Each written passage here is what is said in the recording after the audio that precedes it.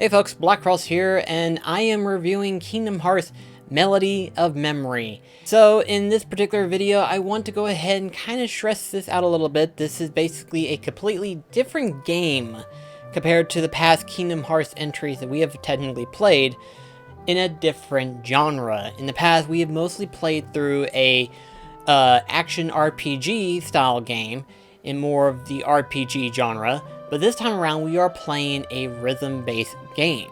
So, what is it like? How is it? And what are my overall thoughts about it? Well, get ready to sit down as I talk about Melody of Memory. So first and foremost, I want to go ahead and kind of stress something out a bit, and that is the fact that I have never been a big fan of rhythm-based games. The biggest one that I've mostly played through is sort of like that of Guitar Hero, if you will, but even that's kind of like, you know, a little bit overdone nowadays. But in Kingdom Hearts Melody of Memory's case, this one's actually pretty good, not just because of the fact that it features the tracks of Kingdom Hearts series and everything, but because of how the gameplay is. Oddly enough, the gameplay is actually very enjoyable.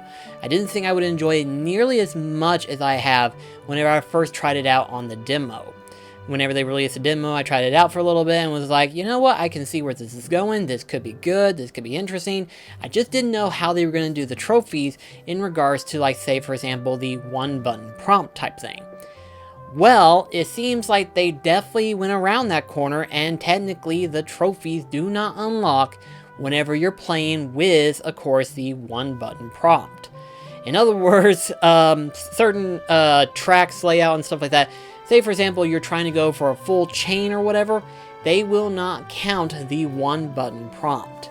So they definitely figured that part out. They knew people would try to easy their way into the game for a platinum trophy and stuff like that. So they definitely wanted to make certain that this would not be activated. But in terms of gameplay, I got used to the regular format. I actually got used to the normal combination layout. For those that aren't familiar with it, I did an impressions video where I talked about the gameplay mechanic, and of course the gameplay mechanic features a set of controls. The X, the R1, and L1 buttons are for attacks, and the reason why for that, obviously whenever you're either attacking as Sora, Donald, or Goofy, you can just press the X or any of the two shoulder buttons, and if you're doing 2 or 3 at the same time, you have to press all 3 or 2 at the same time in order to initiate that particular rhythm button prompt. Now, of course, there's others, such as jumping mechanic being that of circle, and gliding by simply holding the circle button. And then, of course, there's the occasional triangle button whenever you see a crystal on the board, in which where once you see it approach you, you press triangle, and thus it issuates an ability command that activates towards the enemies.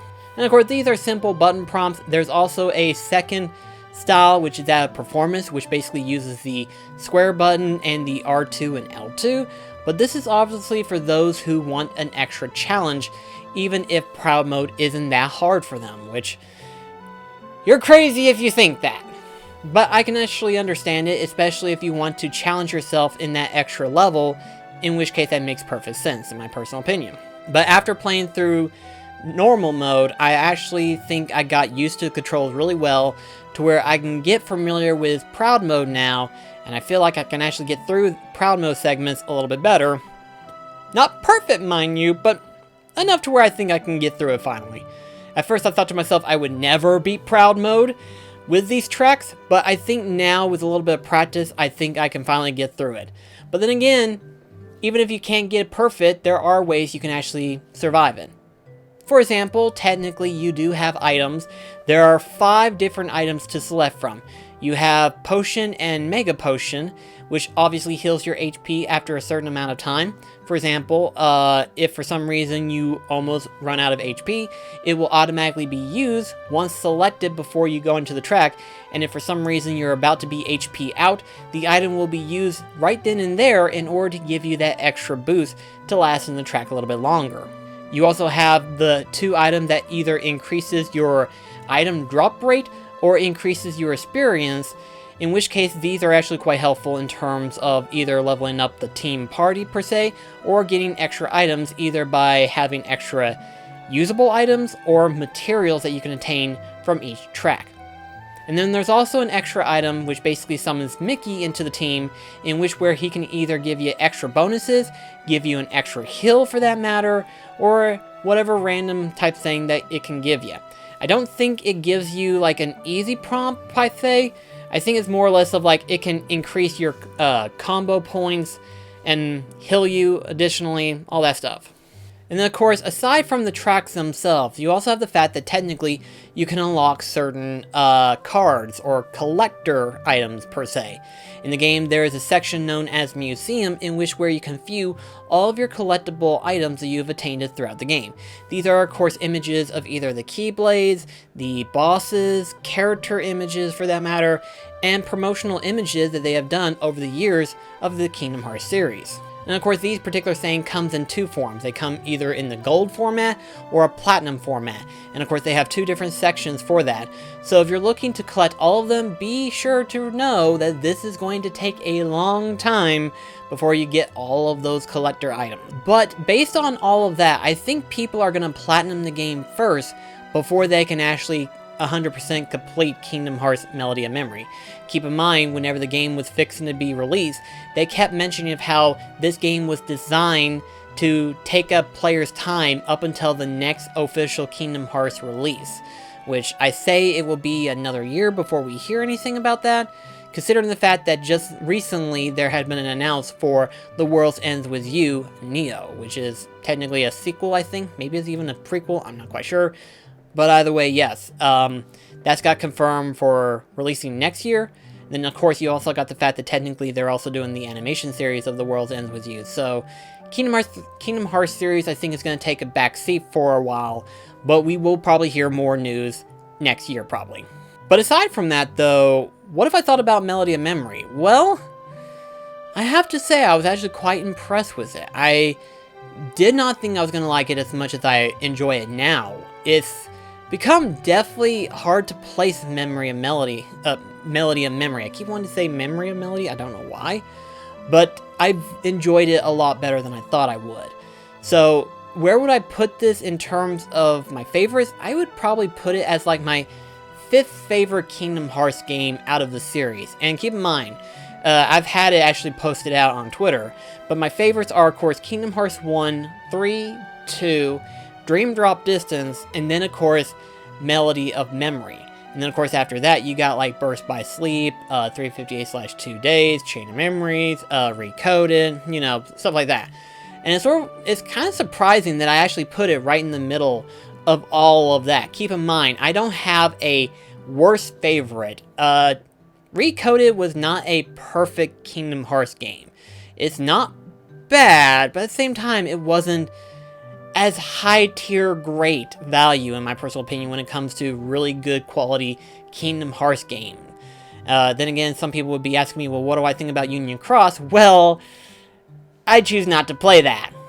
But aside from that, there are actually a total of 150 tracks that you can actually attain in this game, either by attaining them through World Tour or by simply unlocking them as you play through the game from either getting the materials needed in order to make that particular track. But World Tour is basically what I would consider to be the story mode, if you will, because technically as you're going through World Tour, you are actually gradually unlocking story portions in the game. And really, there's not much of story.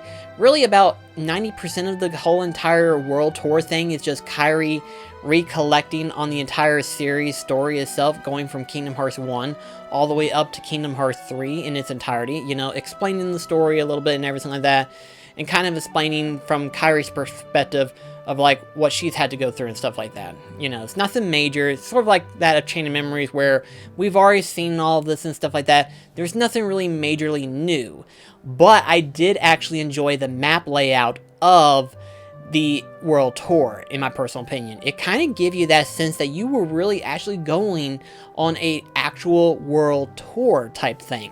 You know, going from Kingdom Hearts 1 all the way up to like 2 and 3, Burst by Sleep, Chain of Memories, Recoded, Days, Dream Drop Distance.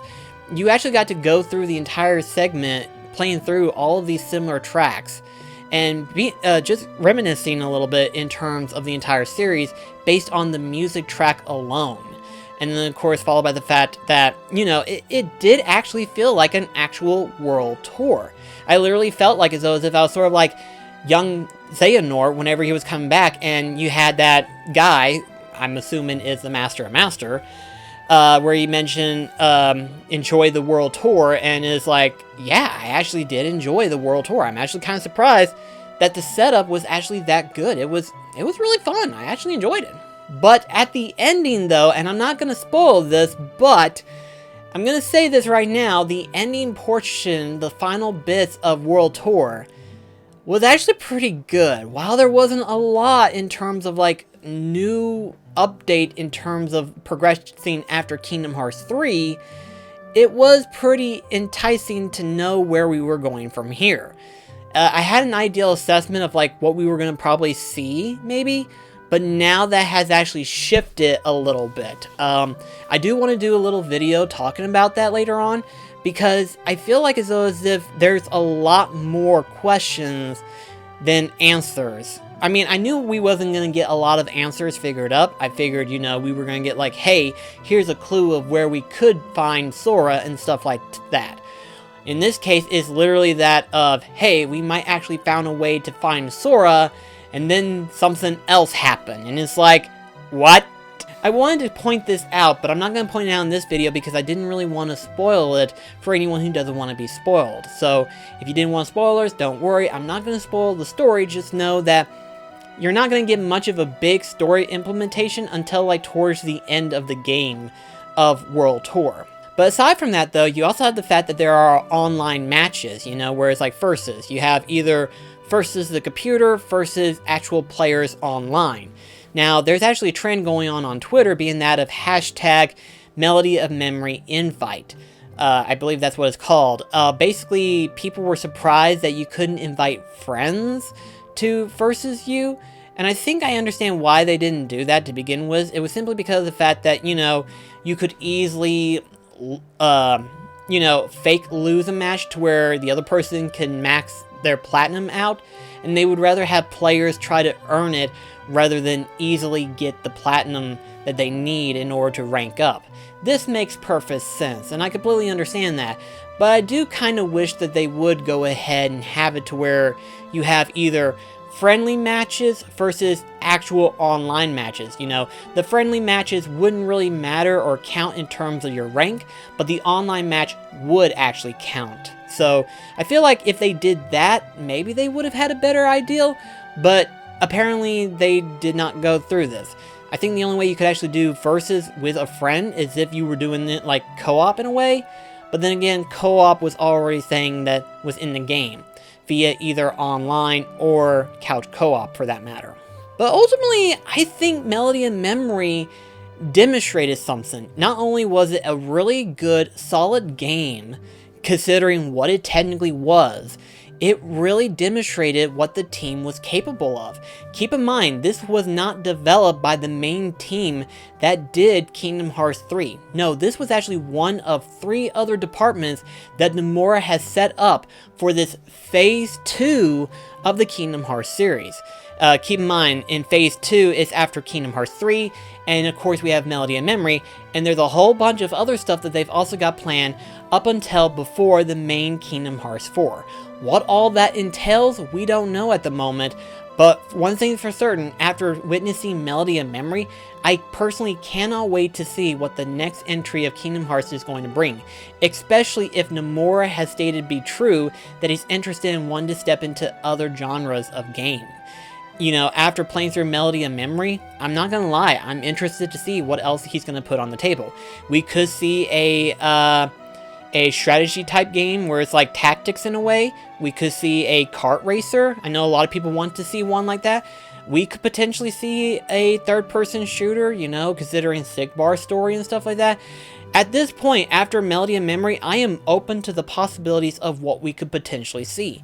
As to how it's going to be presented, we won't know, but we do know for a fact that things are definitely going to be moving after next little bit. You know, I say after The World Ends With You finally gets its wrapped up next year, we'll soon get an announcement for the next Kingdom Hearts game, and by that time, we'll see what happens. Personally, I can't wait to see what's going to happen. I'm hoping that they'll do like a Ferrum Rex game, because right now that's looking more and more to be possible, and I don't think Nomura thought that that was going to be as big and strong as what I think he originally was doing it for.